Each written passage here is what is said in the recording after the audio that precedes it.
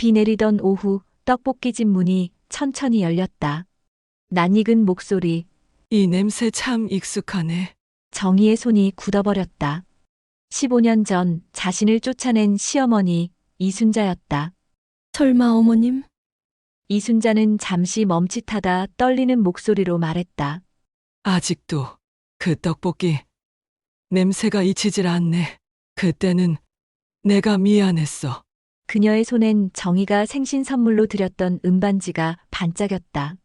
정희의 눈동자가 떨렸다.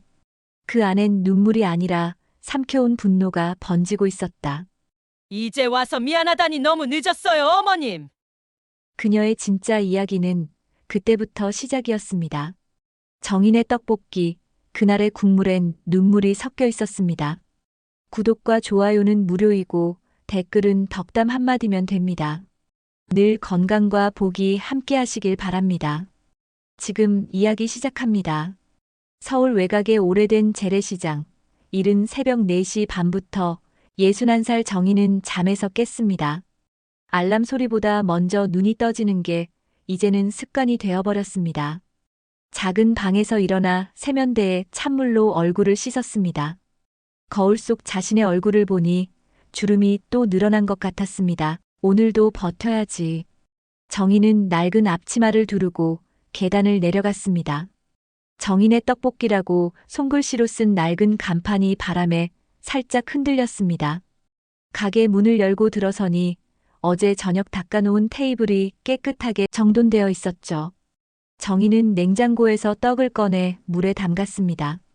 딱딱하게 굳은 떡이 물을 머금으며 서서히 부드러워졌습니다. 큰 냄비에 물을 붓고 멸치와 다시마를 넣어 육수를 끓였습니다. 보글보글 끓어오르는 소리가 고요한 새벽 공기를 채워주었죠. 정희는 양파를 썰다 보니 눈물이 났어요. 양파 때문인지 아니면 다른 이유 때문인지 정희는 알 수 없었죠. 그냥 양파 때문이야. 그래, 양파 때문이지. 스스로를 다독이며 정희는 어묵을 썰고 파를 다졌습니다. 고춧가루를 육수에 풀어넣고 설탕과 간장으로 간을 맞췄어요. 붉은 국물이 보글보글 끓어오르자 정희는 작은 숟가락으로 국물을 떠서 맛을 봤습니다. 달지도 짜지도 않게 사람 인생도 이렇게 간 맞추면 좋을 텐데. 너무 달면 물리고 너무 짜면 쓰리고 딱 적당하게 살 수만 있다면. 혼잣말이었죠. 아무도 듣지 않는 말이었지만 정희는 이런 식으로 매일 아침을 시작했습니다. 말을 걸어줄 사람이 없으니 스스로에게라도 말을 해야 했습니다. 그래야 이 긴 하루를 버틸 수 있었으니까요. 새벽 6시가 되자 시장에서는 생선 가게 아저씨가 셔터를 올리는 소리가 들렸고 첨가물 가게 아주머니가 손수레를 끌고 가는 소리가 들렸습니다. 정희는 가게 앞을 쓸고 테이블을 닫고 손님을 맞을 준비를 마쳤죠. 7시쯤 첫 손님이 들어왔습니다. 시장에서 일하는 젊은 청년이었습니다. 아주머니, 떡볶이 1인분이랑 튀김 2개요. 알았어요. 금방 줄게요. 정희는 떡볶이를 담아내고 튀김을 올려주었습니다. 청년은 맛있게 먹으며 말했습니다. 여기 떡볶이가 진짜 최고예요. 우리 엄마 손맛 같아요. 정희는 미소를 지었습니다. 그 말이 가장 큰 보람이었죠. 오전 9시쯤 옆집 떡집 아주머니가 새참을 들고 정희의 가게로 들어왔습니다. 찐빵 2개를 내밀며 말했습니다. 언니, 아침 드셨어요? 이거라도 드세요. 오늘 아침에 막 쪘어요. 고맙네. 나도 어묵국 좀 줄까? 따끈따끈한 게 좋을 거야. 아이고, 괜찮아요. 그나저나 언니는 혼자 사는데도 늘 씩씩해요. 정말 대단하다니까요. 저 같으면 못 견딜 것 같은데. 혼자 사는 게 얼마나 외로워요. 정희는 미소를 지었습니다. 하지만 그 미소는 입가에만 머물렀고 눈은 웃지 않았죠. 눈가가 미세하게 떨렸습니다. 혼자 사는 게 오래되면 씩씩한 척이라도 해야지. 그러지 않으면 무너질 것 같거든. 그냥 습관이 된 거야. 외로움도 익숙해지면 그냥 그런가 보다 하게 되더라고. 떡집 아주머니는 정희의 표정을 보며 잠시 말을 잃었습니다. 무언가 더 말하고 싶었지만 차마 꺼내지 못했죠. 그러다 어색하게 웃으며 가게를 나갔습니다. 정희는 다시 국물을 저으며 창밖을 바라봤습니다. 점심시간이 되자 손님들이 하나둘 들어오기 시작했어요. 직장인들, 시장 상인들, 학생들까지 다양한 사람들이 정희의 떡볶이를 먹으러 왔습니다. 정희는 쉴 틈 없이 떡볶이를 만들고 튀김을 튀기고 손님들에게 음식을 주었어요. 손님들의 웃는 얼굴을 보는 게 정희의 유일한 기쁨이었습니다. 아주머니, 이 떡볶이 양념이 예술이에요. 손맛이 살아있어요. 다음에 또 먹으러 올게요. 그런 말 한마디가 정희에게는 큰 위로였습니다. 오후 3시쯤 손님이 뜸해지자 정희는 잠시 의자에 앉아 쉬었습니다. 허리가 아팠고 다리도 저렸지만 쉴 수 없었죠. 저녁 장사를 준비해야 했으니까요. 저녁 8시 마지막 손님이 나가고 정희는 가게 문을 닫았습니다. 냄비를 씻고 바닥을 닦고 의자를 정리했습니다. 테이블을 닦으며 정희는 문득 멈춰 섰습니다. 손에 든 행주가 젖어 있었습니다. 찬물에 손이 시렸고 관절이 욱신거렸어요. 불을 끄고 나니 가게 안이 너무나 고요했습니다. 그 고요함 속에서 오래전 목소리가 들려왔습니다. 너 같은 며느리는 우리 집안 망신이야. 당장 나가. 당장 나가라고. 시어머니 이순자의 목소리였습니다. 15년이 지났지만 여전히 생생했습니다. 그날 밤의 기억이 파도처럼 밀려왔습니다. 그때 남편 만호가 다른 여자를 만난다는 소문이 시장 사람들 사이에 퍼졌었죠. 정희는 참을 수 없어서 시어머니에게 그 이야기를 꺼냈습니다. 어머님, 남편이 다른 여자를 만나는 것 같아요. 사람들이 다 그 이야기를 해요. 하지만 돌아온 건 비난뿐이었습니다. 내가 살림 좀만 제대로 했으면 이런 일 없었을 거 아냐. 남편을 제대로 못 챙겨서 그런 거라고. 넌 며느리 자격 없어. 당장 나가. 정희는 아무 말도 하지 못한 채 집에서 쫓겨나왔습니다. 남편 만호는 옆에서 고개를 돌리고 있었습니다. 아무 말도 하지 않았고 정희를 지켜주지 않았죠. 내가 뭘 잘못했나? 정희는 눈을 감았습니다. 눈물이 흐르지 않았어요. 이미 다 말라버렸으니까요.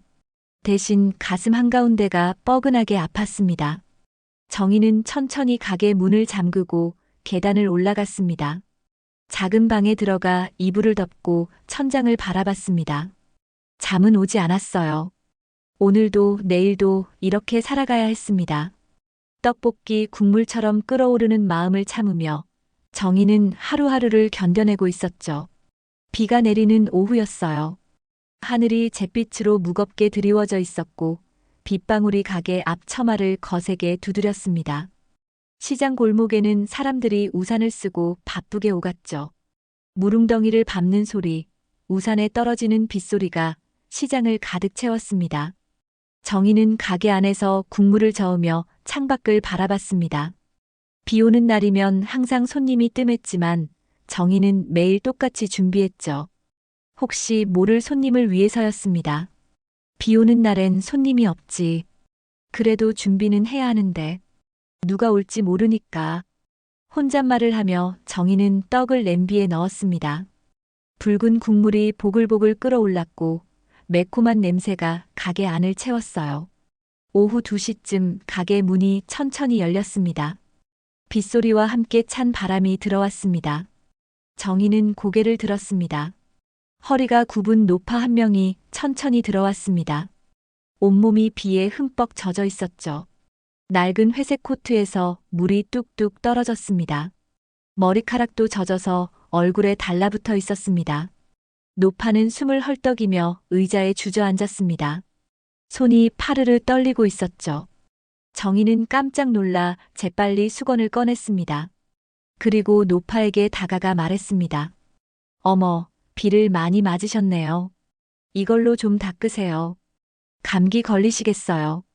노파는 떨리는 손으로 수건을 받아 얼굴을 닦았습니다. 정희는 물티슈도 꺼내 건넸습니다. 손도 좀 닦으시고요.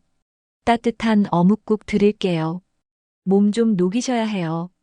노파는 고개를 끄덕이며 작게 말했습니다. 고맙네, 참 친절하시네. 요즘 같은 세상에 이렇게 친절한 사람이 어디 있나. 정희는 빠르게 어묵국을 따라 노파 앞에 놓아주었어요. 김이 모락모락 피어올랐습니다. 노파는 국물을 한 모금 마시고 조용히 눈을 감았습니다. 아, 따뜻하네. 떡볶이 냄새가 참 익숙해. 오래전에 맡아본 것 같은 냄새야. 우리 며느리도 이런 냄새를 풍기곤 했는데. 정희의 손이 멈췄고 심장이 빠르게 뛰기 시작했죠. 노파의 목소리가 너무 익숙했습니다. 할머니, 천천히 드세요. 뜨거우니까 조심하시고요. 정희는 애써 평정심을 유지하며 다시 국물을 저었습니다. 하지만 손이 떨리고 있었죠. 노파를 슬쩍 쳐다봤습니다. 노파는 어묵국을 천천히 마시며 가게 안을 둘러봤어요. 여기 가게가 참 아늑하네. 혼자 하시나 봐? 네, 혼자 해요. 힘드시겠어요. 나이 들면 혼자 일하는 게 쉽지 않은데. 익숙해지면 괜찮아요. 15년째 이렇게 하고 있으니까요. 노파는 고개를 끄덕이며 한숨을 쉬었습니다. 15년 참 오래 하셨네. 나도 혼자 산 지 오래됐어. 남편은 일찍 세상을 떠났고 아들은 아들도 날 떠났어. 정희는 국자를 든 손을 멈췄습니다. 노파의 말이 가슴에 꽂혔죠. 아드님이요? 흥, 내가 잘못했지. 며느리를 너무 심하게 매몰차게 대했어. 며느리는 아무 잘못도 없었는데 내가 쫓아냈어. 그랬더니 아들이 날 원망하더라고. 결국 아들도 나를 떠났어. 정희의 눈이 흔들렸고 숨이 막혔습니다. 노파는 계속 말했습니다. 그때 내가 왜 그랬는지 모르겠어. 며느리가 괜찮은 애였는데, 요리도 잘하고 착하고 순했는데, 근데 난 그 애한테 너무 심하게 했지요. 지금 생각하면 정말 후회되네요. 정희는 입술을 깨물었습니다. 눈물이 차올랐지만 참았습니다. 노파는 어묵국을 다 마시고 말했어요. 그의 이름이 정희예요. 참으로 예쁜 이름이에요. 지금 어디서 뭐하고 사는지도 모르는데 한 번만이라도 보고 싶네요. 정희의 가슴이 무너졌습니다. 노파의 손을 보니 은반지가 끼워져 있었습니다. 작고 소박한 은반지. 정희가 15년 전 생신 선물로 드렸던 그 반지였습니다. 정희는 떨리는 목소리로 물었습니다. 할머니, 그 반지 어디서 나신 거예요? 노파는 손을 들어 반지를 쳐다봤죠. 아, 이거 옛날에 우리 며느리가 준 거예요. 내 60번째 생일에 선물로 받았지요. 비싼 건 아니지만 그의 정성이 담긴 거라 계속 끼고 다니고 있어요. 이것만 보면 우리 며느리 생각이 나서 정희는 더 이상 참을 수 없었어요. 눈물이 뺨을 타고 흘러내렸습니다. 하지만 노파는 눈물을 닦느라 정희의 얼굴을 보지 못했습니다. 노파는 자리에서 일어나며 말했습니다. 먹은 거 얼마예요? 아, 아니에요. 그냥 드세요. 그럼 안 되지. 공짜로 먹을 순 없죠. 노파는 지갑에서 5,000원을 꺼내 테이블 위에 놓았습니다. 그리고 천천히 문 쪽으로 걸어갔어요. 정희는 노파를 불러 세우고 싶었습니다. 어머님, 저예요. 정희예요라고 말하고 싶었습니다. 하지만 목소리가 나오지 않았죠. 노파가 문을 열고 나가려는 순간 정희는 떨리는 목소리로 물었습니다. 할머니, 혹시 성함이 어떻게 되세요? 노파는 잠시 멈칫했죠. 그리고 천천히 고개를 돌려 정희를 바라봤습니다. 노파의 눈빛이 흔들렸습니다. 잠시 정희를 응시하더니 조용히 말했습니다. 이순자, 내 이름은 이순자야. 정희의 얼굴이 하얗게 질렸습니다. 온몸에 힘이 빠졌습니다. 이순자는 정희를 한참 바라보다가 말했습니다. 왜 그래요? 혹시 아는 사람이라도 있어요? 당신 얼굴을 어디선가 본 것 같기도 하고. 정희는 고개를 저으며 말했습니다. 아, 아니에요. 그냥 이름이 익숙해서요. 이순자는 고개를 끄덕이며 가게를 나갔습니다. 빗소리가 다시 가게 안을 채웠습니다. 정희는 그 자리에 그대로 서 있었습니다. 다리에 힘이 풀려 의자에 주저앉았습니다. 손으로 얼굴을 감쌌습니다. 눈물이 멈추지 않았어요. 어머님, 정말 어머님이셨어. 나를 찾고 계셨던 건가? 정희는 테이블 위에 놓인 5,000원을 바라봤습니다. 그리고 은반지를 떠올렸습니다. 시어머니는 며느리 정희를 잊지 않고 15년 동안 그 반지를 끼고 다녔던 거였습니다. 밤이 되었어요. 정희는 잠을 이룰 수 없었습니다. 이순자의 얼굴이 계속 떠올랐습니다. 정희는 중얼거렸죠. 어머님이 다시 오실까? 사흘이 지났습니다. 정희는 매일 손님이 들어올 때마다 문을 바라봤습니다. 혹시 이순자가 아닐까 하며 고개를 들었습니다. 하지만 이순자는 나타나지 않았습니다. 다시 안 오시는 건가? 정희는 밤마다 잠을 이루지 못했습니다. 이순자의 얼굴이 자꾸 떠올랐죠. 손가락에 낀 은반지가 계속 생각났습니다. 목요일 오후 2시 한산해진 가게. 정희가 설거지를 하고 있을 때 문이 열렸습니다. 이순자였습니다. 또 왔어요. 떡볶이가 자꾸 생각나서요. 정희의 심장이 쿵쾅거렸습니다. 손에 든 접시가 덜컥 소리를 냈습니다. 어서 오세요. 이순자는 지난번 자리에 앉았습니다. 오늘은 얼굴에 화색이 돌았습니다. 떡볶이랑 어묵 주세요.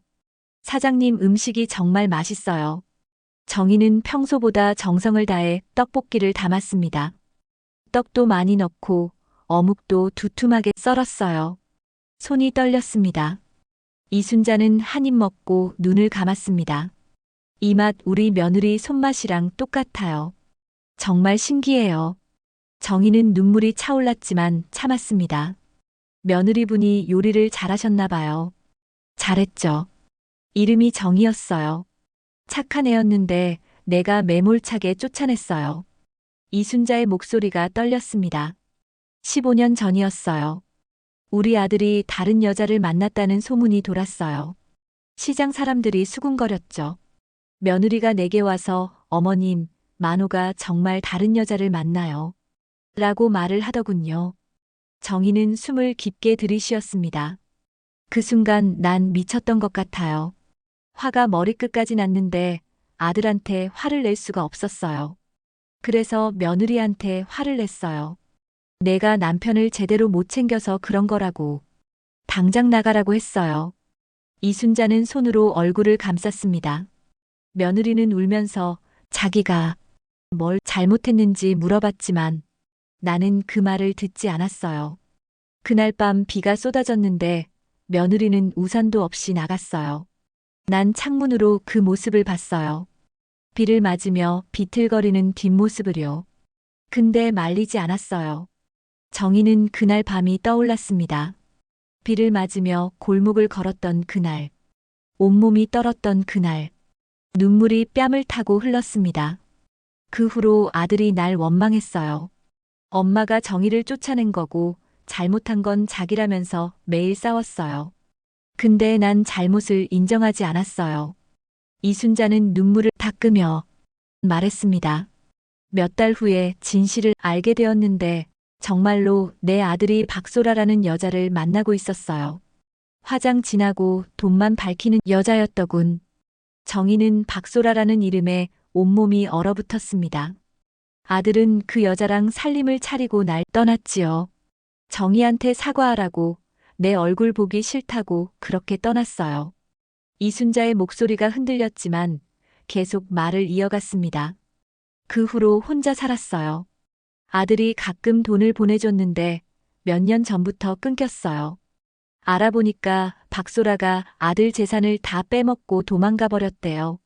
아들은 빚더미에 앉았고 지금은 어디 있는지도 몰라요. 정희는 충격을 받았습니다. 며느리를 찾고 싶어요. 사과하고 싶어요.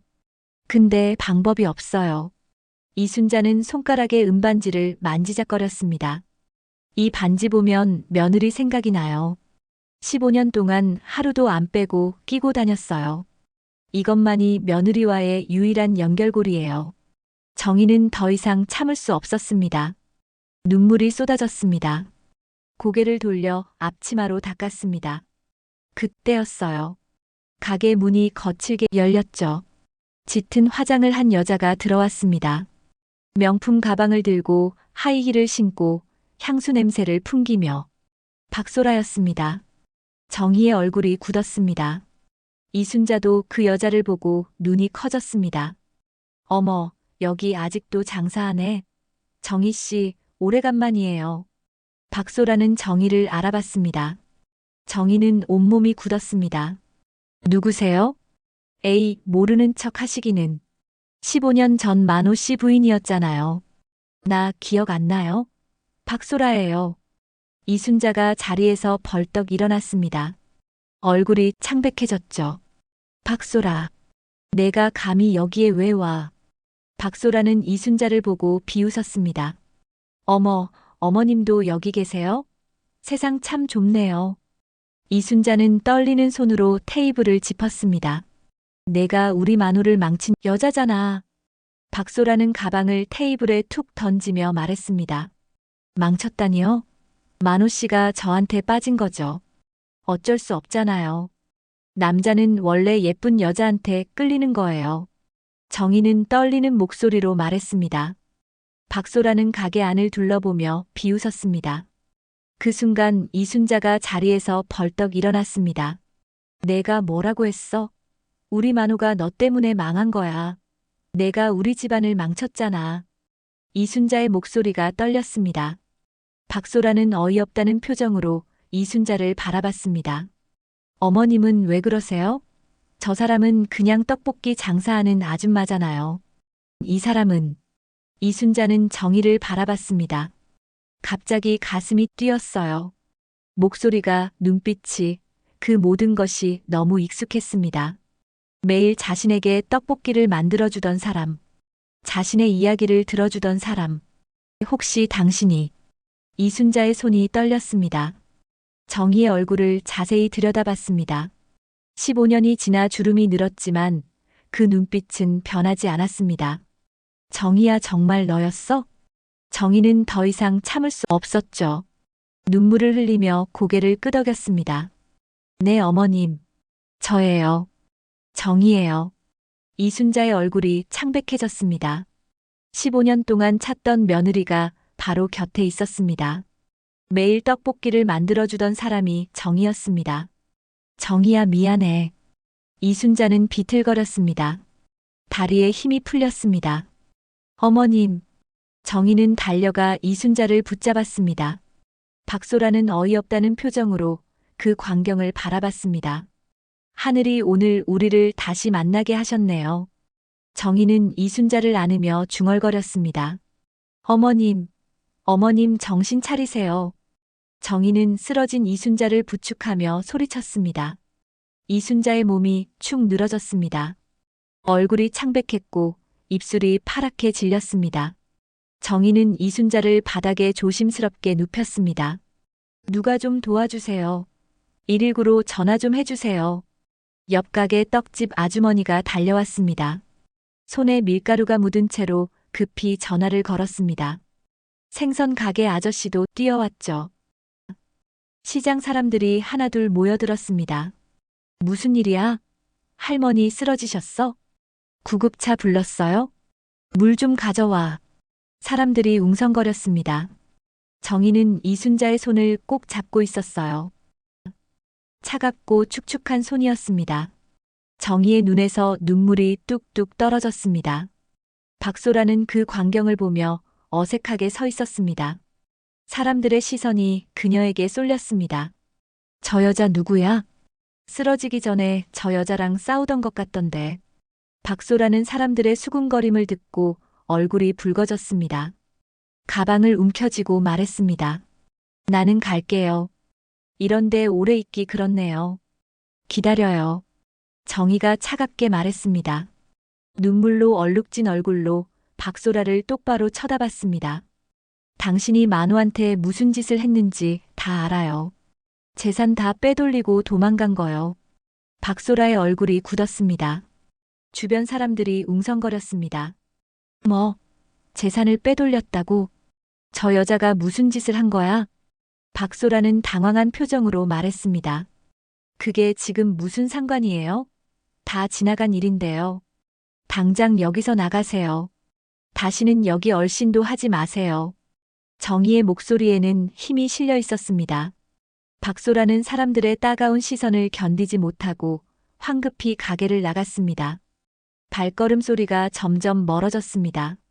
곧 구급차가 사이렌을 울리며 도착했습니다. 구급대원들이 들것과 응급 장비를 들고 뛰어왔습니다. 이순자의 상태를 확인하고 신속하게 들것에 눕혔습니다. 보호자분이세요? 구급대원이 물었습니다. 네, 며느리예요. 정희는 떨리는 목소리로 대답했습니다. 같이 가시죠. 정희는 이순자의 손을 꼭 잡고 구급차에 올라탔습니다. 차갑고 주름진 손이었습니다. 15년 만에 다시 잡는 시어머니의 손이었습니다. 구급차 문이 닫히고 사이렌 소리가 시장 골목에 울려 퍼졌습니다. 구급차 안에서 정희는 이순자를 내려다봤습니다. 산소 마스크를 쓴 이순자의 얼굴이 너무 작아 보였어요. 한때 무섭고 강했던 시어머니는 이제 연약한 노파가 되어 있었습니다. 어머님, 괜찮아요. 조금만 참으세요. 병원 금방 도착해요. 정희는 이순자의 손등을 쓰다듬었습니다. 손가락에 낀 은반지가 눈에 들어왔습니다. 15년 동안 하루도 빼지 않고 끼고 다녔다는 그 반지였습니다. 이순자는 혼미한 의식 속에서 입술을 떨고 있었죠. 무언가 말하려는 듯 했지만 소리가 나오지 않았습니다. 정희는 귀를 가까이 대고 들었습니다. 미안하다, 정희야. 희미한 목소리였습니다. 정희의 눈에서 눈물이 주르륵 흘렀습니다. 괜찮아요, 어머님. 이제 다 지나간 일이에요. 병원에 도착했습니다. 응급실 의료진이 대기하고 있었죠. 이순자는 재빨리 응급실로 옮겨졌습니다. 정희는 응급실 밖 복도에 남겨졌습니다. 빨간 불이 켜진 응급실 문을 바라보며 정희는 의자에 앉았습니다. 오랜만에 손을 모아 기도하기 시작했어요. 제발 무사하게 해주세요. 시간이 느리게 흘렀습니다.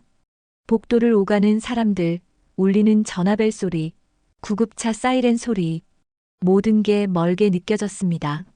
정희는 그저 응급실 문만 바라봤습니다. 1시간이 지났습니다. 응급실 문이 열리고 의사가 나왔어요. 하얀 가운을 입은 젊은 의사였습니다. 이순자 환자 보호자분이세요? 정희는 벌떡 일어났습니다. 네, 며느리예요.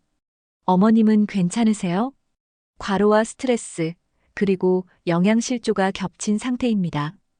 혈압도 많이 높으시고요. 당분간 입원하시면서 안정을 취하셔야겠습니다.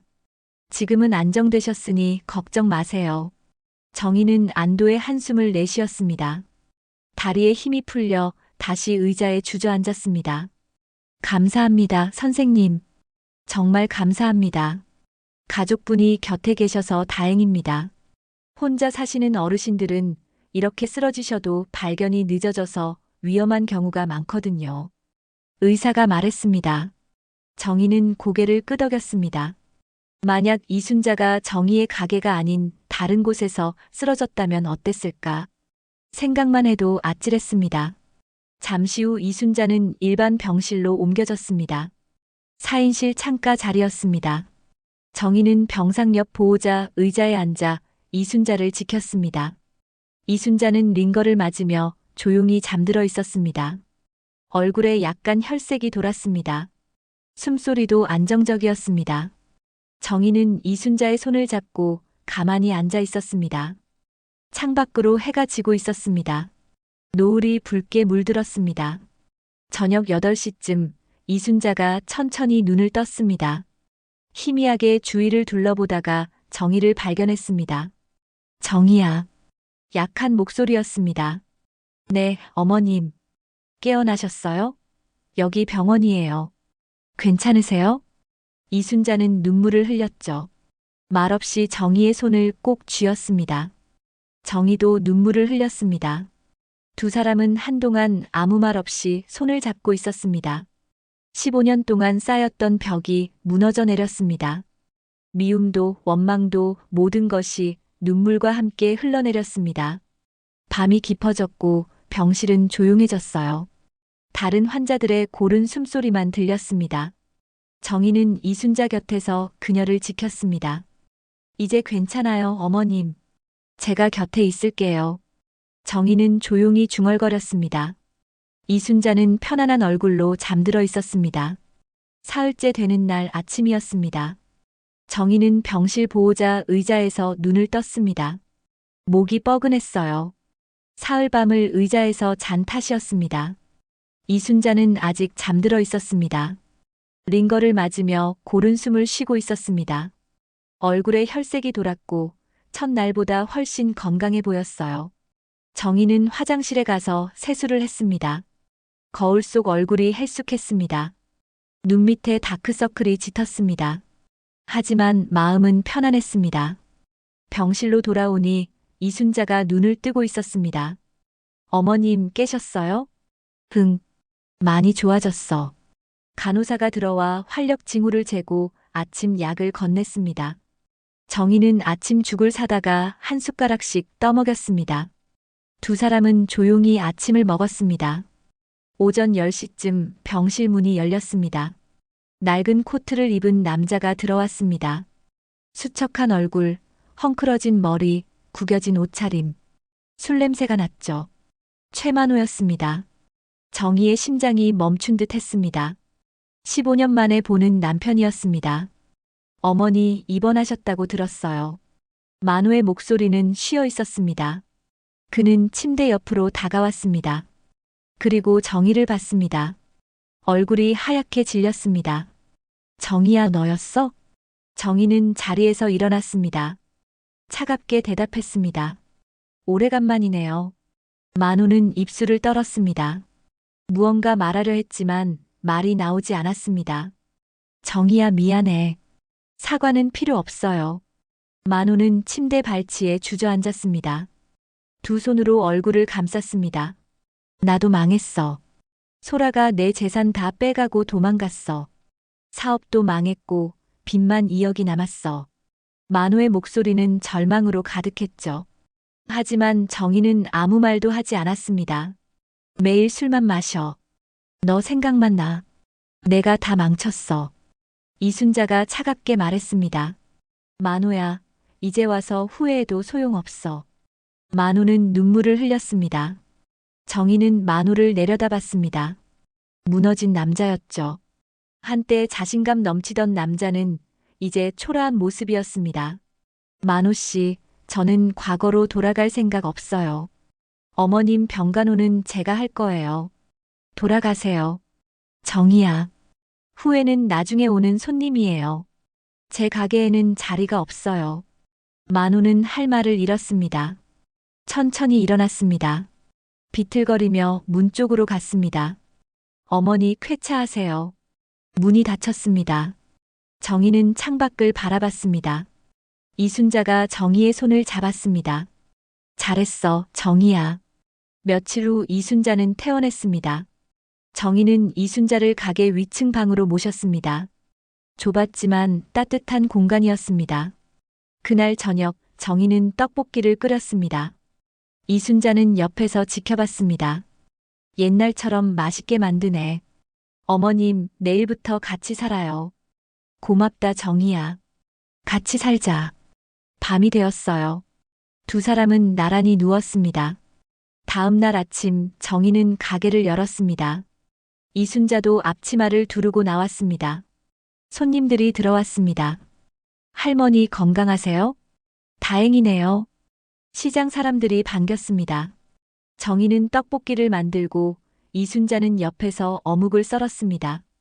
두 사람은 말없이 일했지만 마음은 통했어요. 점심시간 손님들로 북적였습니다. 정희는 바쁘게 움직였습니다. 이순자도 천천히 도왔죠. 함께 일하는 모습이 자연스러웠습니다. 오후 2시쯤 손님이 뜸해졌습니다. 정희는 의자에 앉아 쉬었습니다. 이순자도 옆에 앉았습니다. 피곤하시죠, 어머님? 괜찮아. 이렇게 일하는 게 좋아. 혼자 있는 것보다 훨씬 좋아. 정희는 이순자의 손을 잡았습니다. 주름진 손이었지만 따뜻했습니다. 어머님, 제가 곁에 있을게요. 고맙다, 정희야. 그때 가게 문이 열렸습니다. 양복을 입은 남자가 들어왔습니다. 서류 가방을 들고 있었습니다. 이순자 어르신 계신가요? 이순자가 고개를 들었습니다. 네, 전데요. 법무사입니다. 어르신 명의로 된 재산 상속건으로 왔습니다. 정희와 이순자는 서로를 바라봤습니다. 재산 상속이라니 무슨 말씀이세요? 법무사는 서류를 꺼냈습니다. 어르신 남편 되시는 분이 남기신 재산이 있습니다. 생전에 정리하지 못하셨다가 최근에 정리되었습니다. 은행 예금과 부동산 지분이 있으십니다. 이순자는 놀란 표정이었습니다. 얼마나 되나요? 약 3억 정도입니다. 정희는 깜짝 놀랐습니다. 3억이라니. 그리고 어르신께서 유언장을 남기셨습니다. 모든 재산을 며느리 정희 씨에게 상속한다고 적으셨습니다. 법무사는 유언장을 꺼내 보여주었죠. 이순자의 필체로 쓰인 유언장이었습니다. 저는 그런 유언장을 쓴 적이 없는데요. 법무사는 고개를 저었습니다. 어르신 한 달 전에 저희 사무실에 오셔서 작성하셨습니다. 이순자는 기억을 더듬었습니다. 그러고 보니 한 달 전 정희를 찾지 못할까봐 불안해서 법무사를 찾아갔었습니다. 혹시 자신이 죽으면 정희를 찾아서 재산을 주라고 부탁했었죠. 맞아, 그때 썼구나. 정희는 눈물을 흘렸습니다.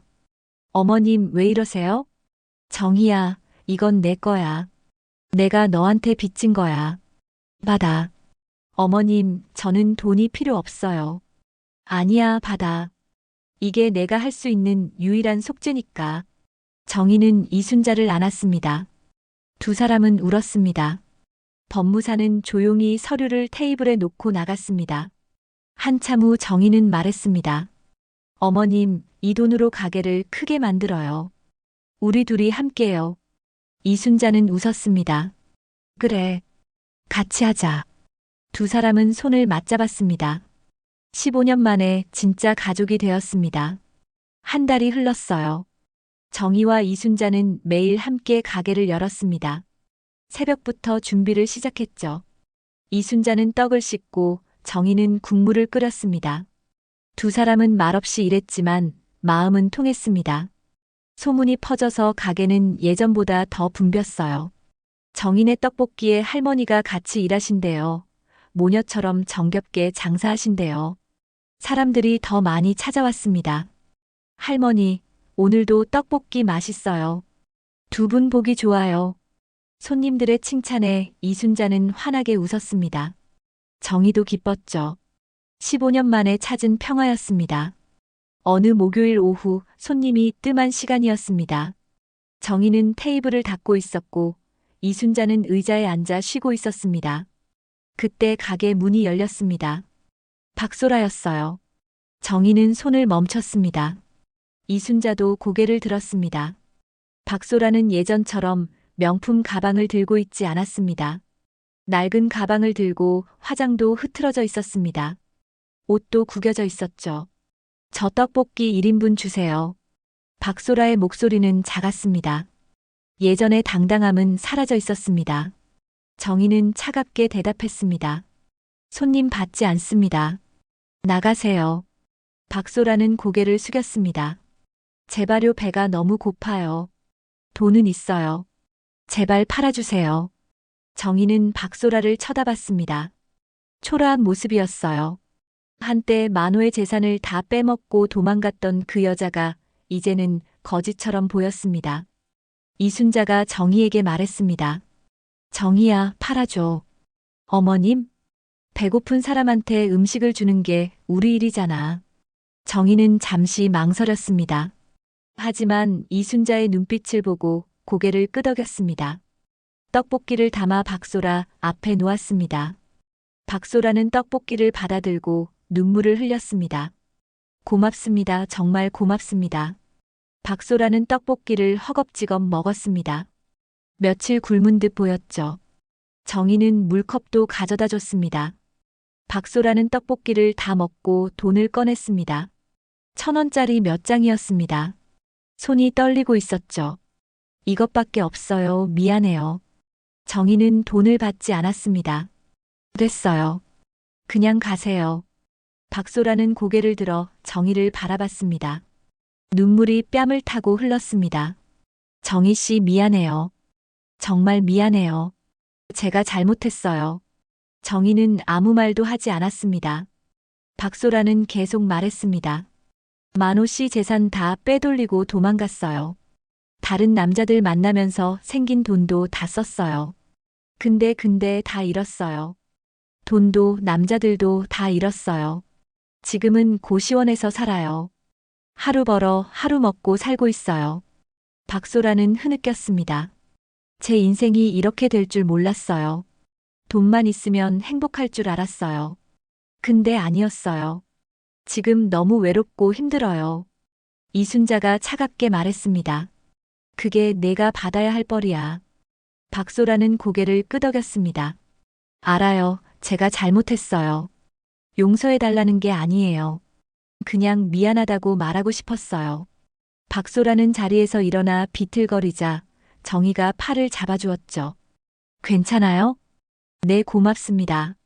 박소라는 가게를 나가려다 문 앞에서 멈춰 섰습니다. 돌아보며 말했습니다. 정희 씨, 당신은 정말 좋은 사람이에요. 저 같은 사람한테도 음식을 주시고, 저는 당신처럼 못 살았어요. 박소라는 고개를 숙이고 가게를 나갔습니다. 문이 닫혔습니다. 정희는 한참 동안 문을 바라봤습니다. 이순자가 정희의 손을 잡았습니다. 잘했어, 정희야. 미워하면서 사는 것보다 용서하고 사는 게 마음이 더 편해. 네, 어머님. 이제 알 것 같아요. 그날 저녁 가게 문을 닫을 무렵 또 다른 손님이 들어왔습니다. 만호였습니다. 하지만 예전과는 달랐습니다. 깨끗하게 면도를 했고 옷도 단정했습니다. 술 냄새도 나지 않았죠. 어머니, 정희야. 만호는 조심스럽게 다가왔습니다. 손에 과일 바구니를 들고 있었습니다. 이게 뭐야? 이순자가 물었습니다. 어머니 드시라고요. 그리고 정희한테도 주고 싶어서요. 만호는 과일 바구니를 테이블에 놓았습니다. 지난번엔 술 취해 찾아가서 미안했어요. 이제 술 끊었어요. 공사장에서 일용직으로 일하고 있어요. 정희는 만호를 바라봤습니다. 눈빛이 예전과 달랐습니다. 진심이 느껴졌죠. 빚 갚으려고 열심히 일하고 있어요. 시간 걸리겠지만 다 갚을 거예요. 만호는 고개를 숙였습니다. 그리고 정희야, 내가 너한테 다시 돌아가고 싶다는 게 아니야. 그냥 미안하다는 말하고 싶었어. 그리고 어머니랑 잘 지내줘서 고맙다고. 정희는 한참을 침묵했습니다. 그리고 조용히 말했습니다. 과일은 받을게요. 어머님이 좋아하시니까. 근데 만호 씨, 우리는 이제 남이에요. 그것만 기억하세요. 알아. 나도 알아. 그냥 가끔 어머니 얼굴이라도 볼 수 있으면 좋겠어. 이순자가 말했습니다. 내 얼굴 보러 한 달에 한 번씩만 와. 그것만 허락해 줄게. 만호는 눈물을 흘렸습니다. 고맙습니다, 어머니. 정희야, 너도 고마워. 만호는 고개를 숙이고 가게를 나갔습니다. 정희는 과일 바구니를 들고 이순자에게 보였습니다. 어머님, 사과 드실래요? 응. 같이 먹자. 두 사람은 사과를 깎아 먹었습니다. 달고 시원했습니다. 정희는 창밖을 바라봤습니다. 어둠이 내리고 있었지만 마음은 밝았죠. 어머님, 이제 정말 다 끝난 것 같아요. 그래. 이제 우리 둘이 행복하게 살자. 네, 어머님. 정희는 이순자의 손을 잡았습니다. 따뜻한 손이었어요. 15년 만에 찾은 가족이었고 평화였어요. 두 달이 더 흘렀습니다. 겨울이 다가오고 있었죠. 시장 골목에는 찬바람이 불었고 아침마다 입김이 하얗게 나왔습니다. 정희와 이순자는 여전히 새벽 5시에 일어났습니다. 이순자는 가끔 관절이 아프다고 했지만 일손을 놓지 않았어요. 두 사람은 서로를 의지하며 살았습니다. 어느 토요일 아침 정희는 새벽 4시 반에 일어났죠. 오늘은 이순자의 65번째 생신이었습니다. 조용히 부엌으로 내려가 미역국을 끓이기 시작했습니다. 소고기를 참기름에 볶았어요. 고소한 냄새가 부엌을 채웠습니다. 밥도 짓고 계란말이도 만들었죠. 6시쯤 이순자가 계단을 내려왔습니다. 상차림을 보고 눈이 커졌습니다. 정희야, 무슨 날이야? 어머님 생신이잖아요. 이순자는 자신의 생신을 잊고 있었습니다. 눈물이 흘렀습니다. 두 사람은 마주 앉아 아침을 먹었습니다. 맛있어, 정희야. 옛날 그 맛 그대로야. 가게를 열자 시장 사람들이 하나둘 찾아왔습니다. 떡집 아주머니가 떡을 들고 왔고 생선 가게 아저씨가 회를 가져왔습니다. 첨가물 가게 아주머니는 과일을, 야채 가게 할머니는 꽃다발을 들고 왔습니다. 할머니 생신 축하드려요. 건강하게 오래오래 사세요. 이순자는 감동으로 눈물을 흘렸습니다. 평생 이렇게 많은 축하를 받아본 적이 없었어요. 오후 3시쯤 정희는 작은 상자를 꺼냈습니다. 어머님, 이거 드릴게요. 이순자가 상자를 열자 은목걸이가 들어 있었습니다. 작은 하트 모양의 펜던트가 달려 있었죠. 정희야, 이거 비쌌을 텐데. 한 달 동안 모은 돈으로 샀어요. 이순자는 목걸이를 목에 걸었습니다. 은빛이 반짝였습니다. 손가락에 은반지와 잘 어울렸습니다. 정희는 이순자를 꼭 안았습니다. 저녁 무렵 만호가 들어왔습니다. 손에 케이크 상자를 들고 있었습니다. 어머니, 생신 축하드려요. 만호는 케이크를 테이블에 놓았습니다. 정희는 촛불을 켰죠. 세 사람은 케이크를 둘러싸고 앉았습니다. 이순자는 눈을 감고 소원을 빌었습니다. 그리고 촛불을 불었습니다. 조용히 케이크를 먹었어요. 만호는 가끔 어머니를 쳐다봤습니다. 1시간쯤 지나 만호가 일어났어요. 문 쪽으로 걸어가다 뒤를 돌아봤습니다. 정희와 눈이 마주쳤습니다. 만호는 깊게 고개를 숙이고 나갔습니다. 정희와 이순자는 위층으로 올라가 침대에 나란히 누웠습니다. 어둠 속에서 이순자가 말했습니다. 정희야, 오늘 정말 행복했어. 저도요, 어머님. 근데 내가 만약 먼저 가면 너 혼자 남게 되잖아. 그게 걱정돼. 정희는 이순자의 손을 꼭 잡았습니다. 어머님, 그런 말씀하지 마세요. 사람 일은 모르는 거야. 그래서 유산을 다 내 이름으로 남긴 거야. 어머님. 근데 돈보다 더 중요한 게 있어. 사람은 혼자 살 수 없어. 누군가를 용서하고 함께 살아야 해. 그게 진짜 행복이야. 정희는 눈물을 흘렸습니다. 나도 용서받았고 너도 나를 용서해줘서 우리가 이렇게 함께 살 수 있게 됐잖아. 이게 기적이야. 네, 어머님. 만호도 변했어. 언젠가는 너도 만호를 완전히 용서할 수 있을 거야. 그때가 오면 정말로 자유로워질 거야. 정희는 마음이 울컥했습니다. 내 소원이 뭔지 알아? 너랑 이렇게 오래오래 같이 사는 거야. 저도 그래요, 어머님. 우리 오래오래 같이 살아요. 두 사람은 손을 맞잡고 잠들었습니다. 창밖으로 달빛이 들어왔습니다. 다음 날 아침 정희는 평소처럼 5시에 눈을 떴습니다. 옆을 보니 이순자가 아직 자고 있었어요. 평소 같으면 벌써 일어나 있을 시간이었습니다. 어머님, 일어나세요. 정희는 이순자를 흔들었지만 이순자는 눈을 뜨지 않았습니다. 정희는 가슴이 철렁 내려앉았습니다. 어머님. 정희는 이순자의 손을 잡았습니다. 차가웠습니다. 얼굴도 창백했습니다. 맥박을 짚었는데 약하게 뛰고 있었습니다. 숨소리도 가빠졌습니다.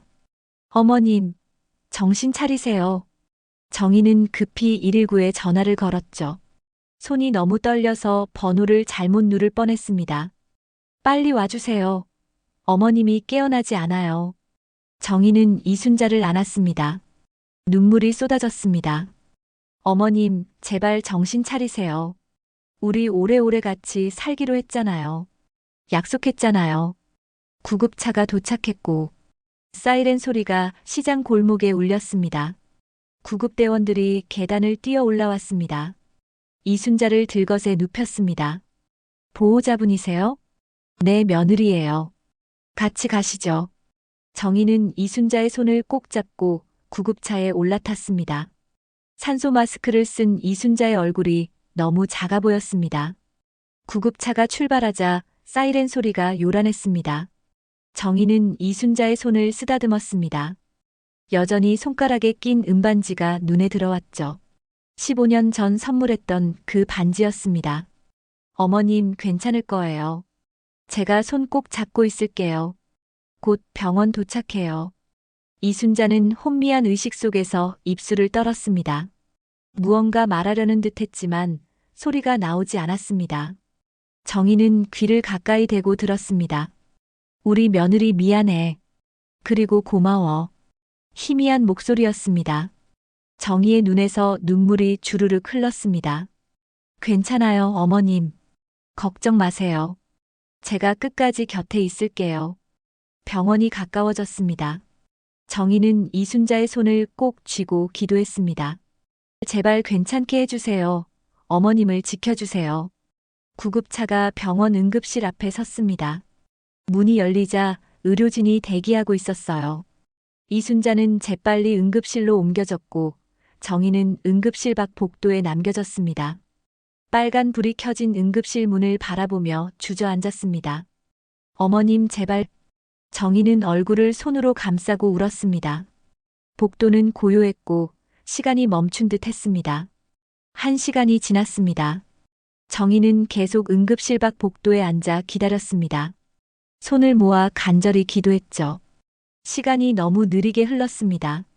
응급실 문이 열리고 하얀 가운을 입은 의사가 나왔습니다. 정희는 벌떡 일어났습니다. 이순자 환자 보호자분이세요? 네, 며느리예요. 어머님은 괜찮으세요? 의사는 심각한 표정이었습니다. 뇌졸중입니다. 뇌혈관이 막혔어요. 지금 응급 처치를 했지만 상태가 좋지 않습니다. 중환자실로 옮겨야 합니다. 정희는 다리에 힘이 풀려 벽을 짚었습니다. 의식은 돌아올 수 있나요? 최선을 다하겠습니다. 하지만 장담할 수 없습니다. 의사가 떠나고 잠시 후 이순자는 중환자실로 옮겨졌습니다. 정희는 유리창 너머로 이순자를 바라봤어요. 온갖 기계에 둘러싸여 누워있는 이순자의 모습이 너무 작아 보였습니다. 정희는 중환자실 밖 의자에 앉았습니다. 시간이 흘러 해가 지고 밤이 되었어요. 정희는 자리를 뜨지 않았습니다. 밤 10시쯤 복도에서 발소리가 들렸습니다. 만호였죠. 숨을 헐떡이며 달려왔어요. 정희야, 어머니는 어떻게 되셨어? 시장 사람이 연락 줬어. 중환자실에 계세요. 뇌졸중이래요. 만호는 유리창으로 다가가 어머니를 바라봤습니다. 얼굴이 하얗게 질렸습니다. 어머니. 만호는 유리창에 손을 대고 울었습니다. 정희는 그 모습을 바라봤죠. 한때 사랑했던 남자였지만 지금은 그저 함께 어머니를 걱정하는 사람일 뿐이었습니다. 두 사람은 밤새 중환자실 밖을 지켰습니다. 말은 없었지만 같은 마음이었습니다. 다음 날 아침 의사가 나왔습니다. 환자분 의식이 돌아왔습니다. 하지만 매우 약한 상태입니다. 잠깐 면회 가능합니다. 정희와 만호는 중환자실로 들어갔습니다. 이순자는 눈을 반쯤 뜨고 있었습니다. 산소 마스크를 쓰고 있었고 링거를 여러 개 맞고 있었습니다. 어머님. 정희가 다가가 손을 잡았습니다. 이순자는 천천히 고개를 돌렸습니다. 정희를 보고 희미하게 미소 지었습니다. 정희야. 목소리가 너무 작았습니다. 정희는 귀를 가까이 댔습니다. 네, 어머님. 제가 여기 있어요. 고마워 너랑 함께해서 정말 행복했어. 어머님, 그런 말씀하지 마세요. 금방 나으실 거예요. 이순자는 고개를 저었습니다. 힘겹게 손을 들어 정희의 볼을 만졌습니다. 내 유산 다 내 거야. 가게 크게 만들어 행복하게 살아. 어머님. 만호야, 엄마가 미안해. 너도 잘 살아라. 만호는 침대 옆으로 다가와 어머니의 손을 잡았습니다. 눈물이 뺨을 타고 흘렀습니다. 어머니, 제가 잘못했어요. 제가 다 잘못했어요. 용서해주세요. 괜찮아, 다 용서했어. 이제 너희 둘이 서로 의지하며 살아. 이순자는 눈을 감았습니다. 숨소리가 점점 약해졌습니다. 기계에서 삐 소리가 났습니다. 의료진이 급히 들어왔습니다. 보호자분들 나가주세요. 정희와 만호는 중환자실 밖으로 나왔습니다. 의료진이 응급처치를 시작했습니다. 정희는 유리창에 손을 대고 기도했습니다. 제발, 어머님. 10분쯤 지나 의사가 나오자 고개를 숙였습니다. 죄송합니다. 최선을 다했지만. 정희는 그 자리에 주저앉았습니다. 만호도 무릎을 꿇었습니다. 두 사람은 소리 없이 울었습니다. 일주일 후 봄 햇살이 비치는 전통시장이었습니다. 정인의 분식집 간판 밑에는 새 글씨가 붙었습니다. 어머님의 자리 늘 비워둡니다. 정인은 혼자 가게를 열었습니다. 떡볶이를 저으며 창밖을 바라봤습니다. 시장 사람들이 오가고 평범한 아침이었죠. 떡집 아주머니가 들어왔습니다. 정희 씨, 괜찮아요? 네, 괜찮아요. 어머님이 원하셨던 거예요. 제가 계속 가게를 하는 거요. 손님들이 하나둘 들어오기 시작했죠. 정희는 떡볶이를 담아냈습니다. 국물을 저으며 중얼거렸습니다. 어머님, 오늘은 국물 조금 달게 했어요. 어머님이 좋아하시던 맛으로요. 정희의 마음속에서 오래 묵은 상처의 냄새 대신 따뜻한 추억의 향이 피어올랐습니다. 오후쯤 만호가 왔어요. 작업복을 입고 있었습니다. 공사장에서 오는 길인 듯 했습니다.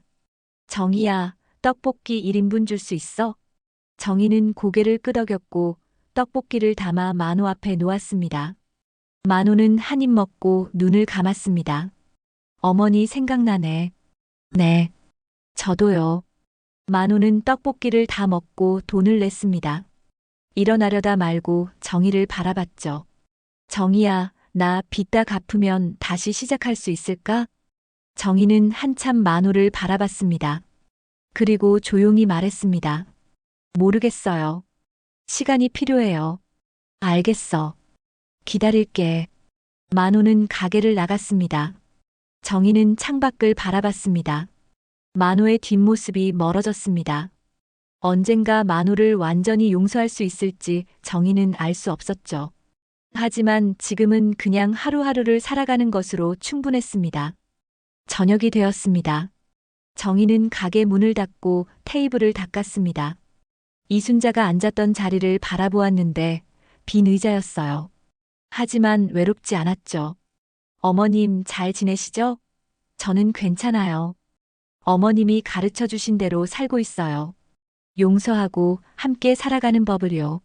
정희는 미소 지었습니다. 눈물이 흘렀지만 슬프지 않았습니다. 밤이 되었습니다.